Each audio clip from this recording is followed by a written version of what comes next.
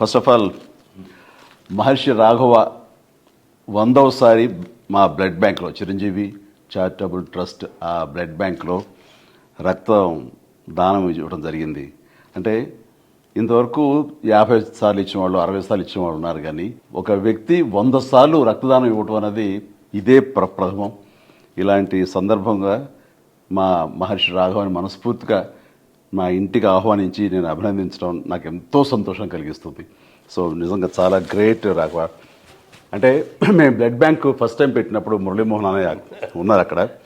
First blood donate చేసింది అన్నయ్య, ఆ తర్వాత అదే రోజున మీరు ఇవ్వడం జరిగింది. అప్పటి నుంచి ఈ రోజు వరకు కూడా క్రమం తప్పకుండా మీరు 100 సార్లు ఇవ్వటం అనేది ఆషామాషి విషయం కాదు. ఈ గెస్చర్ ఇది ఎంతోమందికి ఇన్స్పిరేషన్గా ఉండాలి, మరి ఎంతోమంది మోటివేట్ అవ్వాలి. అండ్ ఈ రోజున రక్తం కాపాడబడి ప్రాణాలు నిలబెట్టుకునే వాళ్ళు ఎంతోమంది ఉన్నారు. ఇలాంటి దాతలు ఇవ్వటం వల్లనే అది సాధ్యమైంది. Very happy. రైట్.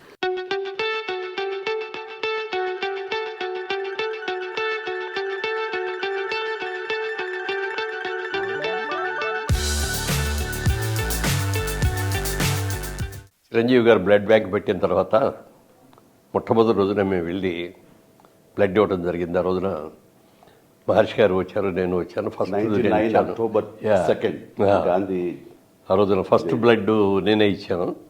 ఆ రోజున మొదలుపెట్టిన ఇది క్రమం తప్పకుండా ఎవ్రీ 3 monthsకి ఒకసారి చొప్పున, అంటే సంవత్సరానికి 4 చొప్పున వచ్చి 100 times పూర్తి చేశాడు. ఇది చాలా గ్రేట్ అసలు. ఎందుకంటే రక్తదానం చాలామందికి భయాలు ఉంటాయి.